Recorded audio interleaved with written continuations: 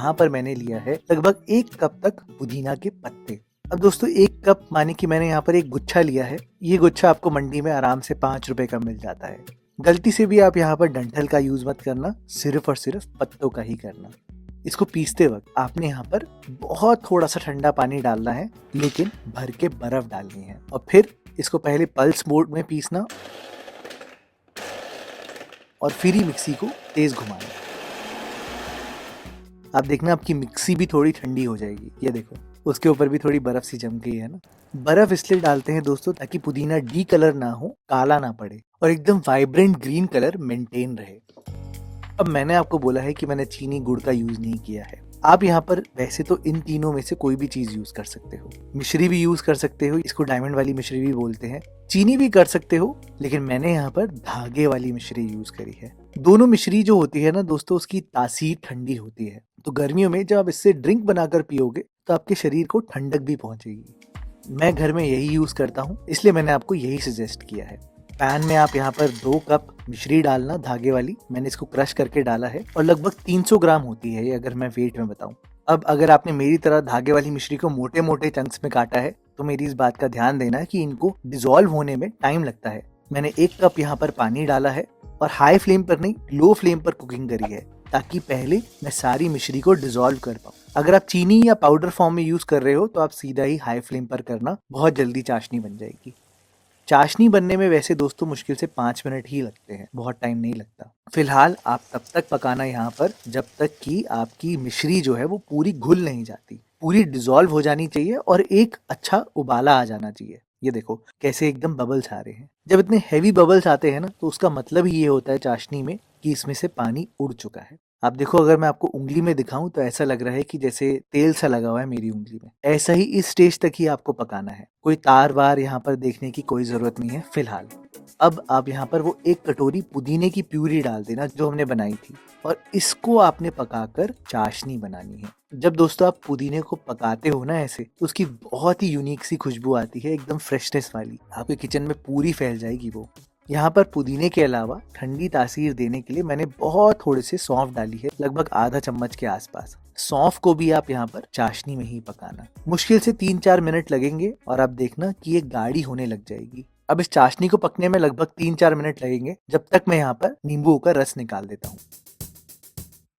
मैंने लगभग 8 नींबू लिए हैं और इनका रस निकालकर लगभग आधा कप से थोड़ा ज्यादा आया है। आपको इतने ही नींबू चाहिए होंगे दोस्तों। इसके साथ साथ मैंने एक स्पेशल मसाला बनाया है यहाँ पे। इस मसाले में आप यहाँ पर आधा चम्मच तक नमक डालना, आधा चम्मच भुना हुआ जीरा पाउडर, 1 चम्मच भर के आपने चाट मसाला डालना है क्योंकि यही बेस है यहाँ पर। उसके साथ साथ 1 चम्मच तक काला नमक और आधा चम्मच तक काली मिर्च। काली मिर्च ज्यादा बिल्कुल मत रखना, अगर ज्यादा बढ़ाना ही है तो आप यहाँ पर चाट मसाले को बढ़ाना ज्यादा। बस दोस्तों, बहुत ही अमेजिंग शिकंजी वाला मसाला बन जाएगा आपका सिंपल चीजों से। और पुदीने के अलावा ये मसाला जान है इस सिरप का। अच्छा, इतनी देर में चाशनी दिखाऊं तो आप देखो अब चाशनी गाढ़ी होनी शुरू हो चुकी है। और अगर मैं आपको अपनी उंगली में भी दिखाऊं तो देखो हल्की सी इसमें तार जैसी बननी शुरू हो चुकी है। तो बस इस स्टेज तक आपने पकाना है दोस्तों। जैसे ही ये स्टेज आ जाए तो आप यहाँ पर विनेगर जरूर डालना। देखो, अगर गलती से चाशनी में जो साइड वाले जो एक छोटे छोटे क्रिस्टल्स होते हैं ना जो पैन में लग जाते हैं, ये चले गए तो फिर चाशनी फिर से जमना शुरू कर जाती है। तो उस प्रोसेस को उसी टाइम पे रोकने के लिए आपको एक एसिड डालना बहुत जरूरी है। ये एक बेसिक साइंस है दोस्तों। देखो, मार्केट में तो सिट्रिक एसिड का यूज होता है, घरों में लेकिन मुझे पता है होता नहीं है। हम वैसे यहाँ पर आगे नींबू भी डालेंगे, लेकिन विनेगर एक इंश्योरेंस है जो कि मेक श्योर करेगा कि चाशनी बिल्कुल भी रिक्रिस्टलाइज ना हो। आप यहाँ पर पहले इसको थोड़ा ठंडा होने देना और फिर मैं आपको दिखाता हूँ। अब कलर लग रहा है ना बिल्कुल बाजार वाली सिरप वाला। आप ये देखो, हमारी चाशनी एकदम बढ़िया सिरप जैसी हो चुकी है, बिल्कुल जैसे आपको बाजार में मिलती है ना, बिल्कुल वैसी हो जाएगी। और जो बेस्ट टेस्ट होता है ना जानने के लिए कि चाशनी सही है या नहीं है, तो उसके लिए आप बस एक करछी लेना, करछी की बैक साइड में अपनी उंगली चलाना और फिर देखना ये जो लाइन है एकदम इवन रहनी चाहिए। इसे फ्रेंच में बोलते हैं नापे, और इससे आप नाप सकते हो कि चाशनी सही बनी है नहीं बनी। बस अब मैंने यहाँ पर इस चाशनी को छान लिया है। छानना बहुत जरूरी है ताकि सौंफ भी निकल जाए और छोटा मोटा अगर बाय चांस कोई क्रिस्टल हो, कुछ हो, सब यहाँ पर साफ हो जाए। इसी में ही आप यहाँ पर नींबू का रस डाल देना और सारे मसाले, और इसको अच्छे से मिला देना। और इसको एक स्टेरिलाइज शीशे की बोतल में डालकर दोस्तों आप इसको आराम से 2-3 महीने बिल्कुल इजीली चला सकते हो। इसमें नींबू है जो कि इसको खराब होने नहीं देगा और हमने विनेगर भी डाला है जिससे चीनी रिक्रिस्टलाइज होगी नहीं। अच्छा, ये तो हो गई हमारी सिरप की बात। अब बताता हूँ इसको यूज कैसे करना है और इसके एकदम औसम तरीके बताऊंगा, सिंपल से लेके बहुत यूनिक। सबसे पहले बेसिक नींबू पानी कैसे बनाओगे आप इससे। देखो, मैंने यहाँ पर एक पतीले में पहले ही बर्फ डाल दी है और आप सिरप को यूज करने से पहले अच्छे से शेक जरूर करना, नहीं तो मसाला सारा नीचे बैठ जाता है। मैं यहाँ पर लगभग 7-8 ग्लास बना रहा हूँ तो मैंने यहाँ पर काफी सारा सिरप डाला है। आप इस सिरप की कॉन्सेंट्रेशन अपने हिसाब से रख सकते हो, जैसे आपको बहुत मीठा पसंद है तो ज्यादा डालना, कम पसंद है तो कम डालना। बस इसमें पानी मिलाकर आप यहाँ पर प्रेजेंटेशन में नींबू डाल सकते हो, नींबू के स्लाइसेस बहुत अच्छे लगते हैं। उसके साथ साथ मैंने यहाँ पर सब्जा भिगा कर रखा है, सब्जा माने की तुलसी के बीज। इसको भिगा कर रखो तो अच्छे से फूल जाते हैं, आपके शरीर के लिए ठंडे भी बहुत होते हैं और गर्मियों के मौसम में आपको खाने भी चाहिए। इसके साथ साथ पुदीना के पत्ते एंड दैट्स इट, आपकी बेसिक लेमनेड बन जाएगी।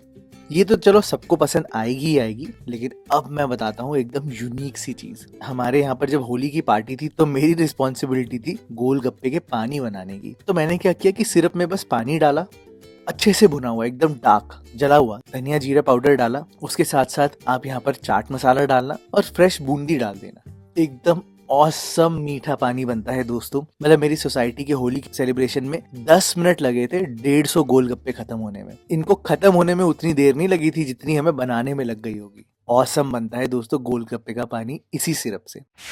और लास्टली जो मेरी सबसे फेवरेट ड्रिंक है ना समर्स में, वो ये वाली ड्रिंक है। मैं क्या करता हूँ कि ग्लास में थोड़ा सा नींबू डाल देता हूँ, जैसे कि आधा नींबू, पुदीना के पत्ते और ये डालता हूँ हरी मिर्च और अदरक को अच्छे से पीस के। वो जो टेस्ट आता है ना एकदम खतरनाक वाला। इसी में ही अगर आपने वही भुना हुआ धनिया जीरा पाउडर मिला दिया और इसमें सिरप की कंसंट्रेशन थोड़ी सी ज्यादा रखना ताकि स्वीटनेस और स्पाइसीनेस का एक अच्छा बैलेंस रहे। सबसे पहले इन सारी चीजों को आप मिला देना और फिर ही यहाँ पर डालना सोडा। तो मैं गारंटी दे रहा हूँ आपके घर में जो गेस्ट आएंगे वो समझ ही नहीं पाएंगे कि ये बनाया कैसे है। बहुत ही यूनिक टेस्ट आता है दोस्तों, क्योंकि हरी मिर्च की वो एक अलग सी फ्रेशनेस आती है जो भुने हुए धनिया जीरा पाउडर का टेस्ट आता है। आप ये बना